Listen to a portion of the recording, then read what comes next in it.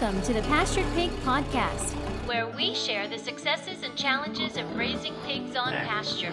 We talk to producers all over the country, from small homesteads to large commercial pasture operations. Whether you're new to pastured pigs or have been raising hogs for decades, we hope you hear new ideas and new perspectives on pasturing hogs. Here's your host, Troy McClung.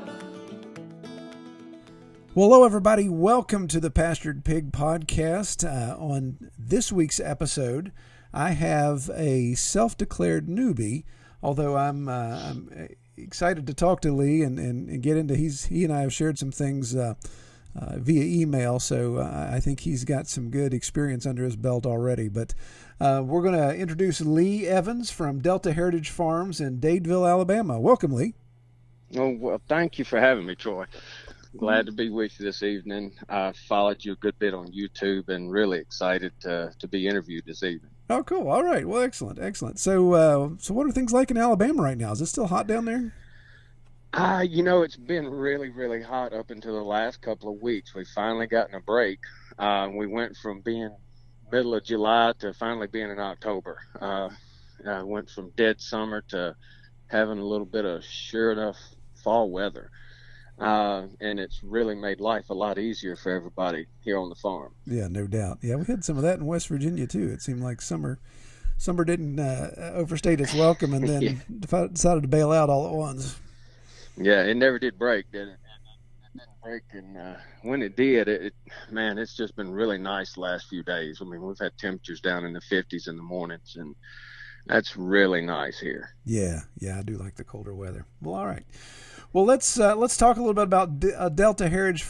Let's try that again. Let's talk a little bit about Delta Heritage Farms here. So, tell us a little bit about your setup, about the farm in general. Well, a few years ago, my wife and I made a long story there, but we made the leap from living in Oklahoma to moving to Alabama to be near to my children, my biological children. Mm-hmm. And when we moved this way, we decided to buy an old farm here. It was 100 acres. The house here was not livable. I'll say that much. We really thought we were going to have to just bulldoze the home. But once we got here, we bought the place. We got here. We had bought a camper and decided we were going to live in the camper until we either built a home on the farm or we renovated. But we ended up renovating the old home. And after that, I looked around and realized I had a farm and that I needed to do something with it. And in the meantime, I had worked to clean. I had worked to build fences back up, to repair fences. Like I said, this had been an old dairy farm. Needed lots of work. And so I just went to work repairing fences, repairing barns, doing those kind of things. And then I got turned on to pastured pig by eating pastured pig. Yeah. By eating pastured pork. And I had been working hard at losing weight. I had become a bit disabled over the last few years. I was a nurse for 25 years and ended up having to ditch that career because I couldn't work in the trenches like I used to. And in response to that, I've tried to live more healthy and have tried to lose weight and get weight off of me so I can get around better. I've had some orthopedic problems, I guess, so to explain that better. And so in doing that, the pastured meat, the homegrown fruits and vegetables, the unprocessed foods, period, became kind of central to our life. And lost a good deal of weight, began to get around a whole lot better. And I decided I wanted to raise pigs. Right. And so I searched for a while and finally found some Idaho pastured pigs. I bought Premier One netting, electric netting fence, and the story goes from there. I bought a breeding pair, and 2 days after I got the breeding pair, the sow farrowed, and I had 8 piglets all of a sudden, and it was kind of trial by fire. No, wait. Okay, wait a minute. Let me interrupt you there. So you bought you bought a breeding pair, and the sow, or was it a gilt at the time, or had it been proven? No, she had been a proven sow. She Okay. had delivered before. She had farrowed before. But she farrowed 2 days after you brought her home? Yes, sir. 2 days after I brought her home. Yeah, that doesn't give you much time to prepare, does it? No, sir. No, sir. Fortunately, we have raised dogs. We have raised hunt test and field trial retrievers, and done a little bit of breeding with them. And so we had a little bit of experience with breeding animals and whelping and the Labradors. So I kind of had to draw upon that and just go with it. Yeah. And protect them. I mean, it's one animal's about the same as another, I guess. You got to protect and contain, and that's what I did. Yeah. I guess a baby Labrador doesn't look that different from a baby pig. No. Does it? And they act a lot alike in the early days. They really do. And the farrowing process and a dog whelping is very similar, that's for sure.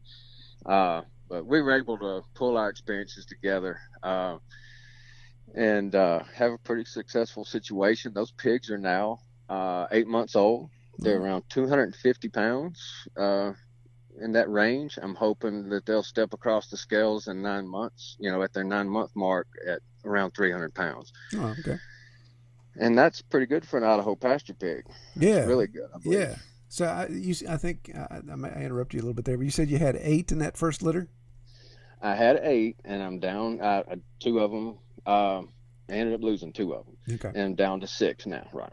Okay. Did you lose them there in that first couple of weeks through crushing or just runt? Or? What I lost one, like I said, I've got the dogs around here. And the female farrow, the first one, had the first piglet.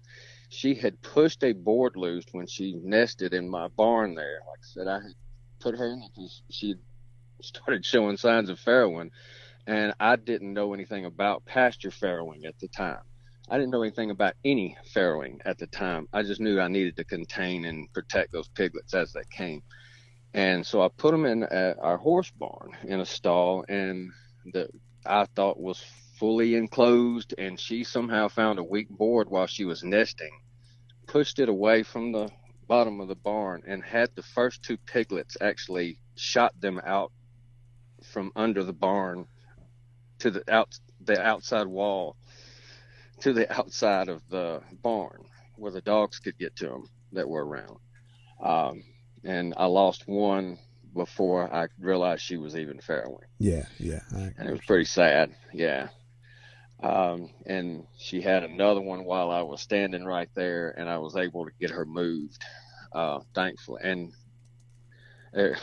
trial by fire. I hadn't thought about those days for a minute. Oh, wow. Yeah, getting her moved in that moment was quite something. She did not want to be moved. Yeah. And her tail end was literally aimed outside the barn. Yeah. Yeah. That's part of it, man. I tell you, like you say, you just jump right in and do the best you can and work with what you got. Yeah. But we were able to get the holes shored up and have the rest of the piglets. It was a busy morning, that's for sure. Yeah. But since then, it's really been a gratifying situation. This breeding pair, they've been wonderful pigs to work with. The Idaho pasture pigs are a really laid back pig. And they've just been for a newbie, they're a really good pig to have. Yeah. I don't have trouble with them challenging fences and getting out. I don't have trouble with them challenging me. And like I said, I'm a little bit disabled. I walk with a cane, and I don't need anything pushing me around, and they don't. They're a really good pig for me. That's for sure. That's good. Yeah. My, haven't told this story yet on the podcast, but just here the couple of weeks ago, my 600-pound sow who's bred right now, she put me on the ground and wasn't intentional. She just turned her head around, and so I'm walking past her with a full bucket of feed and thinking, okay, my shin's going to hit her snout.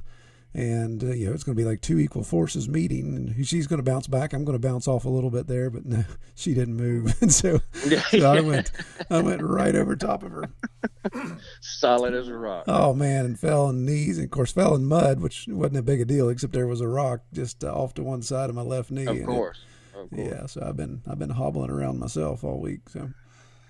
Yeah, I have just begun physical therapy. I was out here watering pigs I guess it's been 3 months ago now, and ended up just slipping around the water. I just slipped and fell and injured my shoulder terribly, and had to have a little surgery. So oh my goodness. I know what you're talking about. This pig business can be dangerous, I guess. That's right, yeah. So, Lee, did you have to travel far to get your hogs, or would you have a local breeder there? No, I had been watching Craigslist. Like I said, I'd eaten the pastured pork and decided I really would like to raise some of these pigs. And I had read up onto the different heritage breeds and decided that's what I wanted. And I narrowed it down to the red wattle and the Idaho pasture pig and another couple, and there's just not a whole lot of pig farmers around Alabama here, so I was having a hard time finding any of those. And out of nowhere, I saw an ad for Idaho pasture pig breeding pair here in Alabama for sale, and I snatched them up as soon as I found them, pretty much. There's just not a lot to choose from around here close to me that I know of anyway. Yeah. I may be inundated with people saying, oh, no, I'm right here, now that, I mention it. But I drove maybe 3 hours from here and picked them up. And since then, I've had several people calling me wanting feeders. I've had another litter since that first one.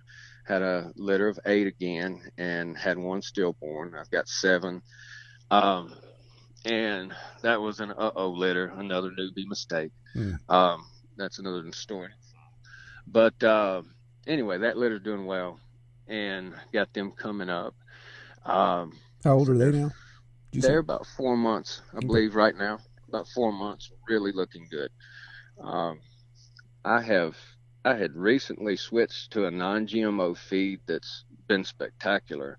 I don't have much of a preference for that, but I know a lot of people feed those kinds of feeds, and I just thought I would give it a try. And I found one that was reasonable, and it's been a really good feed for my pigs. And I've been, ever since, these piglets haven't had anything since weaning but this feed, and they just really look good.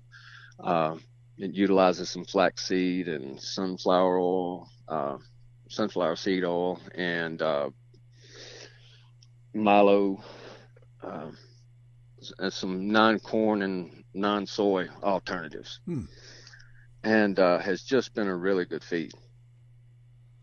All right, and that's a local mill that you're getting that from, or? It's Tucker Mills here, and they are here in Alabama, I do believe. Yes, sir. It's out of Gunnersville, Alabama, actually. Okay, well, that's great. That's great that you've got access to that. Yeah, I buy it per ton and get a decent price on it at a local feed store here, and have been really impressed with the feed. I'm not one to push anything. The diatomaceous earth is something that seems to be kind of questionable when it comes to its efficacy, and I think it's a matter of understanding what it's useful for when it comes to examining its efficacy. But in this feed, I have found that it has reduced. I believe the diatomaceous earth in this feed has reduced the fly population on my farm. Really? Yes.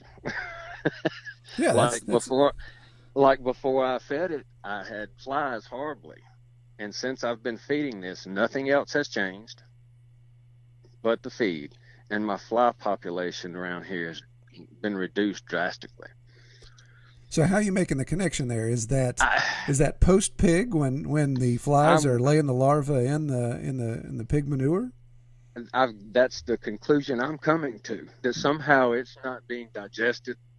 The diatomaceous earth comes out on the other end, undigested maybe, and it's having an effect on on the fly population. Interesting.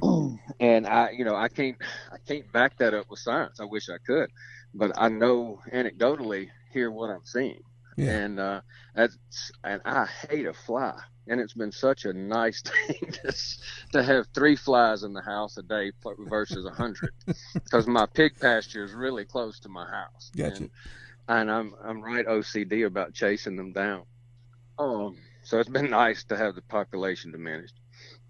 Yeah, no doubt. Well, there could be something there. We have to put some actual research into that and see. Maybe you'll have to do a control group there. Do one pig with, one pig without in different pastures. No doubt. There you go. No doubt. So let's talk a little bit about your pasture setup. You'd said it's close to the house there. Do you have a rotational setup yet with that old dairy farm, utilizing some existing fence, I assume?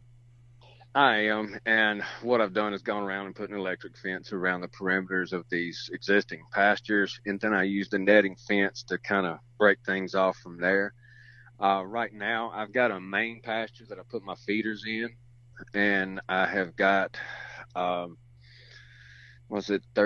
and then I have a few coonies as well that I started off with, and I've got them out there with my feeders. I think altogether there's 17 pigs in this front pasture of about 5 acres.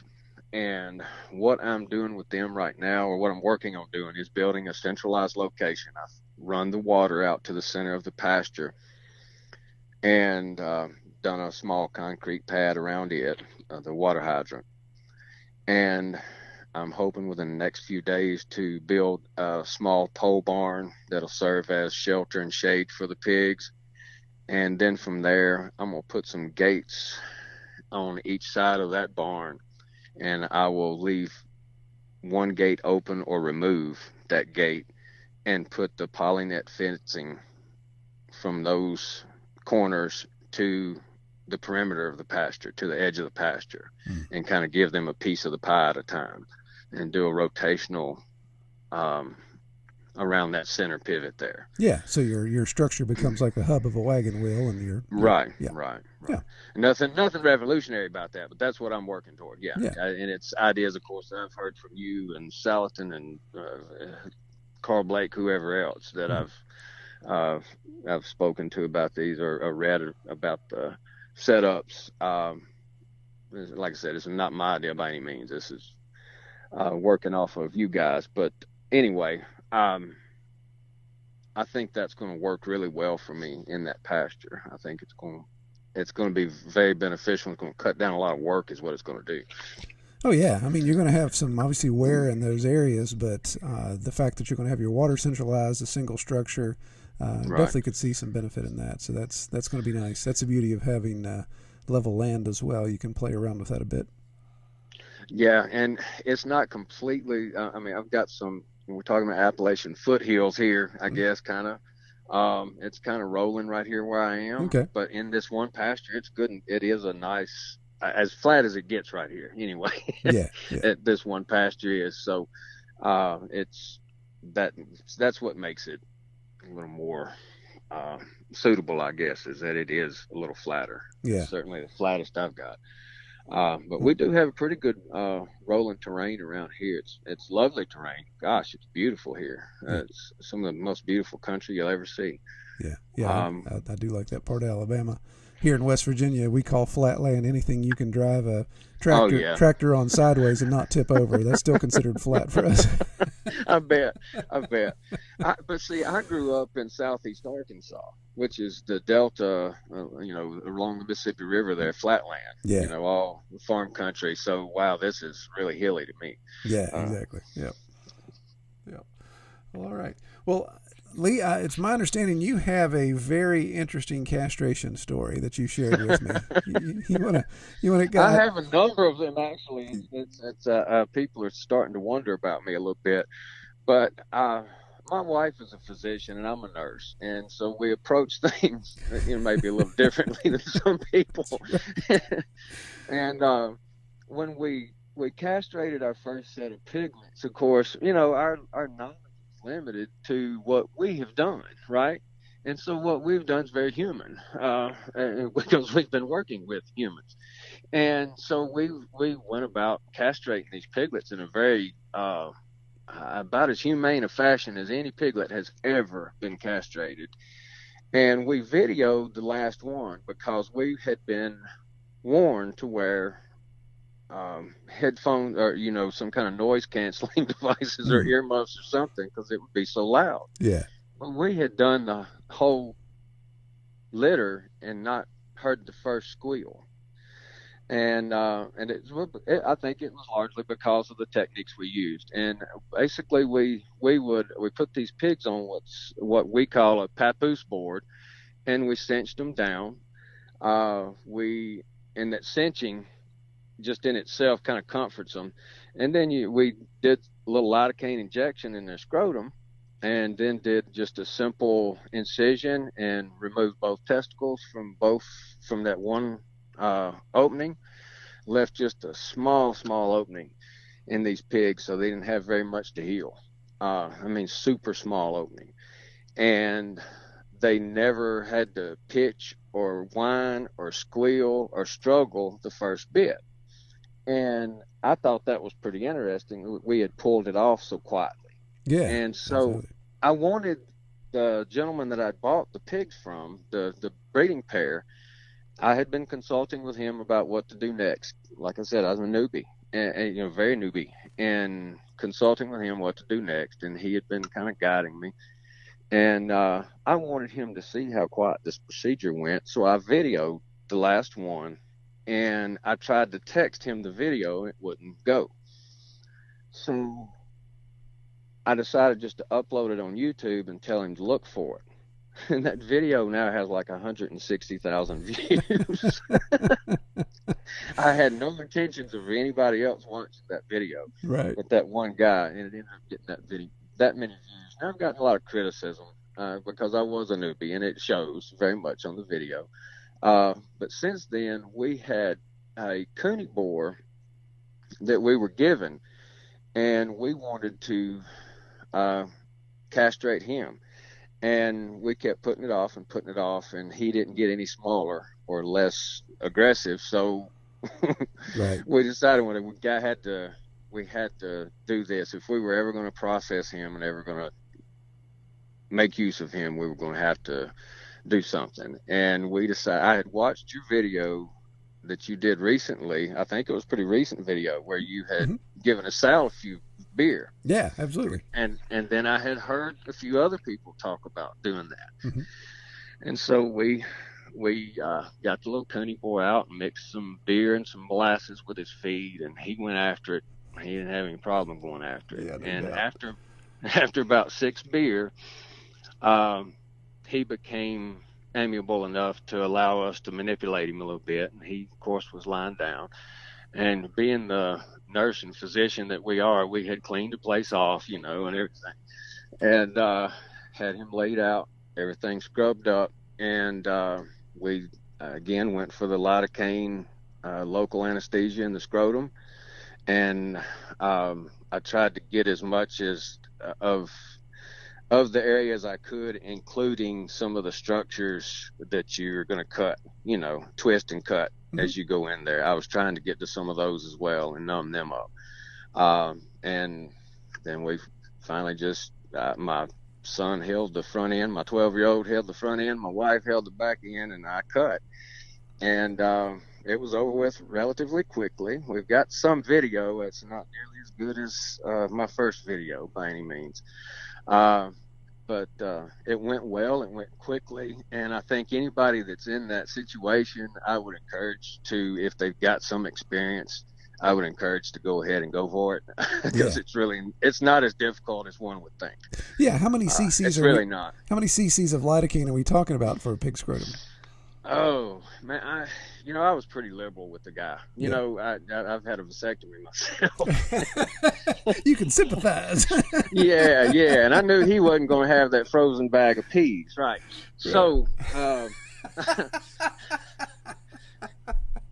I told you I'm a Absolutely. nurse now. I know what That's to do. right. You can't tell him, That's hey, right. hold this and sit Yeah, and watch a couple football games. Yeah. that's right. That's right. So, we were trying to be really, we were trying to be as gentle on the guy. And of course, the more he's numb, the easier it goes on us, right? And the less he thrashes about, and the more able I am to do what I need to do effectively and cleanly. And that was the biggest part of it.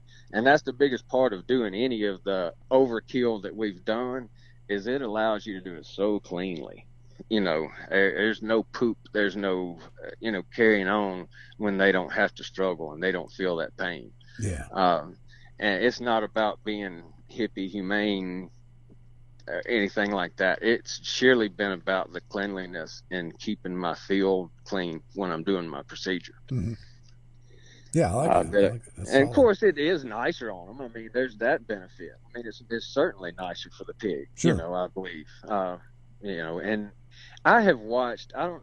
I've had some chickens that have been injured, like moving a tractor, just had a leg injury or something. Mm-hmm. And I've noticed how if those chickens have to recover from an injury, how their development is stunted. And I've thought about that in juxtaposition with the castrations, that if you do it in a less invasive manner, in a less traumatic manner, maybe you don't stunt any growth. Maybe there's less of a chance to stunt growth. I may be full of it. I may, but I wonder sometimes if maybe there's some credence to that. Yeah. Yeah, it's interesting. Yeah, very interesting. So, so did you, when you castrated, did you close up, or did you just you didn't do any stitches No, or sutures or anything? there's scrotum's enough like any, any other that it will draw, Right. and it'll pull itself together pretty good. And we tried to leave it as small as possible, but they don't leave you much choice. Right. Yeah. To leave a pretty good cut, but he did really well. And all I did was clean him with chlorhexidine. Didn't have any blue coat or anything like that. I just depended on, doing the procedure clean, keeping him clean afterward, letting him go and hoping that pulled together well. Yeah. Yeah. I tell you, in my We experience had with, very little bleeding too. That was what blew there me you go. away. Yeah. As we twisted. I had watched a vet do some castrations on some horses we had, and I'd seen them do this twist. They had actually used a drill to twist those cords and everything, and all those vessels that come in that bundle. Yeah. Twisted them up real tight, and then they cut. And evidently, that twisting allows those tissues to kind of stick together and adhere, similar to as if you would clamp a vessel. When you do that clamping, you're not only clamping it shut, you're also cramping it closed. Yeah. So that twisting, I think, is a similar situation where with that, after you cut, you've crimped some of that shut. Yeah. And we had minimal bleeding. I was really that was the part I was worried about most, because their testicles are so large, and so there's got to be a good blood supply there. So that was our main concern, and we didn't have anything to tie off with before we cut. So anyway, I don't know if we got lucky or we did well, but I'll take luck. Yeah, no, I think you're on the right track. I mean, my experience of castrating, that if you did it right, then blood loss is minimal. And I agree with you on the finishing. We never, in our experience, we don't spray blue coat. We don't spray anything after the fact, because it seems that stinging or that sensation of whatever medication you put on that, they go out and the first thing they do is drag their rear ends in the dirt and just pack that full. Right. So it gives a little bit more time. I mean, eventually they're going to get their rear ends dirty anyway, but it gives them a little more time for that to just kind of seal up and not have them forcing a bunch of dirt in it first thing. When you talk about the lidocaine, it kind of brings that to thought again, that maybe if they're not feeling that pain for a few more hours, maybe they'll leave it alone a little longer and let that scrotum close up good. Yeah. There may be something to that too. And this is my ignorance. What is typical farm access to lidocaine? I mean, is that something that that's something that, again, being in clinical practice, that was available to us. Sure. Pretty easily. And I don't know how I don't know how quickly and how readily available it is to the everyday Joe. I'd like to say that you could run down and talk to your pharmacist and he'd be amiable and, you know, uh, let you have a vial, but I don't know. These Yeah, days things are exactly. funny. I don't know. Yeah, I've got a couple dentist friends. I got a couple pharmacists. Hate to start bootlegging lidocaine, but you never know. Yeah, right. And you don't want to, certainly I don't want to do anything illegal and immoral and ethical along those lines for sure. And thinking about that, it's like, geez, I hope I haven't done. But that's typically something that I I know my pharmacist. I've mentioned it to him, and he said, "Oh, no problem. I can get you that." Yeah, right. And again, I don't know if I can get you that as long as you have a prescription to Mm-hmm. give me, or so that'll be something that I couldn't speak to very well, to be honest with Right. Well, we'll put a disclaimer right now, everybody. If you're listening to you. this, Yeah. Lee and Um, I are not suggesting you bootleg lidocaine. You need to find a no, legal source to no, acquire your no. lidocaine if you're going that direction. Yeah, I know. Obviously, Let anesthesia. me, I'm going to throw this in. This is just from being on the inside. A lot of times, there are drugs that are outdated that can't be used Mm, in a pharmacy. So that may be an angle you could work. yeah, there I you go. don't know. I Yeah. don't know. I Well, don't know. sedation and castration are really a big issue and a big topic right now. I believe most of Europe is requiring everyone to anesthetize before they castrate. So, that's something we may end up having to deal with sooner rather than later. And I think some of Wow. that's already showing up here in the States. So, Yeah. you know, And now you talk about the lidocaine now is different. That's, talking about local anesthesia versus actual sedation. exactly, yeah. Now, so they're required sedation and anesthesia, like local anesthesia, Well, maybe. what I've seen, particularly in Germany, I believe. Yeah, Yeah, I believe, and again, I need to get my facts together before I even state this, but it's my understanding there is a sedation requirement, more that's so than interesting. just a local. Yeah. Right, right. That's interesting. Because that's a whole new bird. Well, Because sure. sedation, that would require a whole different level of pharmaceutical. That's something that you certainly wouldn't want to be bootlegging Right. with Yeah. anything that had any mind altering, effect. So that would really put us in a situation to have to use, veterinarian Exactly. And I assistance. and I Yeah. and I think that's the angle a lot is Yeah. this. There's probably some coercion, some side dealings going on here between legislation, veterinary services, and those type of Right. things Right. in European countries. But anyway, that's a whole different podcast. We'll save Well, that for we'll later. hope our politicians will take care of us along those lines Yeah, and not let that happen. yeah, we'll hold our breath and see how that works out for us. Yeah. All No right, doubt. Lee. Well, let's talk about what future plans do you have with your with your pig operation on the farm?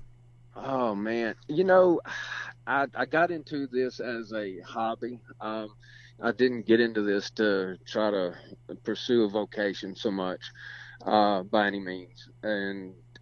But I'm finding that there's a demand. So I guess I'll follow the demand. Is the long and the short of it. I'm like I said, I'm putting my first pigs to market in the next few weeks. I have three of them pre-sold. The other three, and I really have not pushed the pre-sale at all. It's just happened, and I was in a position, kind of did a farmer's market booth over the summer where I sold some jellies and jams and fruits and vegetables and different things along those lines, and pushed my pork at the same time, my pork and my chicken, and they've kind of sold themselves so far. And like I said, I've got three pre-sold, and the other three, what I'm planning on doing is doing retail cuts. I've got a USDA processor within 45 minutes from me. Hmm. I'm really fortunate. I've heard you and others talk about how unfortunate you are in that respect, Yeah. not having a processor close by a lot of times. So I feel real lucky in that respect. He's a good guy. He's also a farmer. Farms his own pasture pork and chickens, and he's right up the road, available. And I'm going to do retail cuts and store them myself. I've got the capacity to store them myself, and I'm just going to start selling just like I did back during the summer with my fruits and vegetables. Yeah. Slinging on the corner. There you go.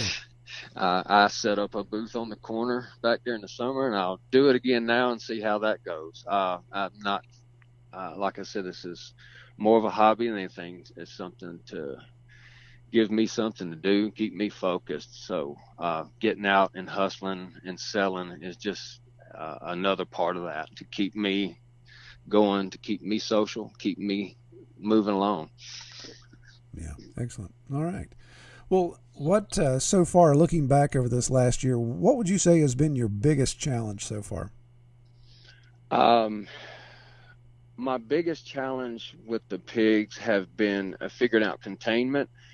Containment with them is not that difficult, but knowing the ins and outs of dealing with these electric fences and troubleshooting them, I think that's been my biggest headache. Is just containment Yeah. and keeping them in, and that's not been that bad.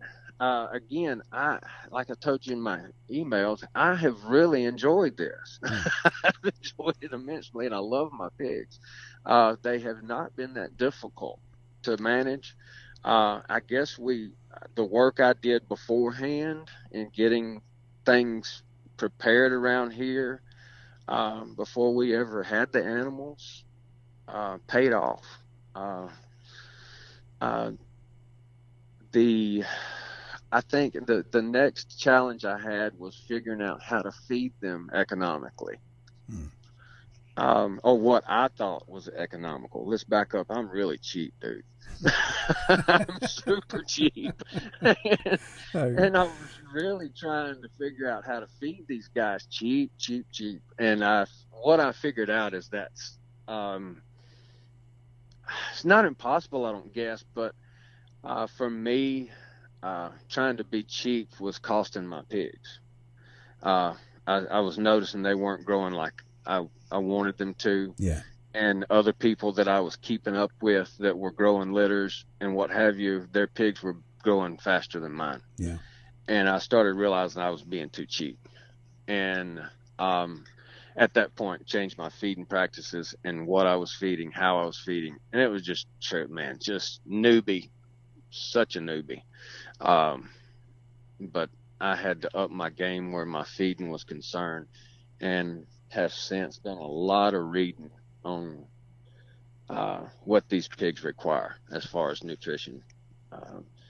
And it has paid off. In this feed, I think I got lucky tripping across this feed, but it's been a really good feed, and my pigs look great. I don't think I could ask for them to look any better. Yeah. All right. Excellent. Well, in this past year, have you discovered anything that you say, "Wow, that turned out a lot easier than I expected to be"? Is there anything that jumped out as a surprise to say that was smoother sailing than you expected? Farrowing on pasture. There you go. All right. Farrowing on pasture. And again, genetics plays a role in that, such a role in that. And I think I've got good pigs for that. I think and maybe not my individual pigs, but this breed in general has been bred well for that. Maybe. If not, I got lucky with the individuals because, man, she just made the most spectacular nest and was having babies. I had been watching her close. I knew she was close. And I went down, and all of a sudden she had built this Taj Mahal nest.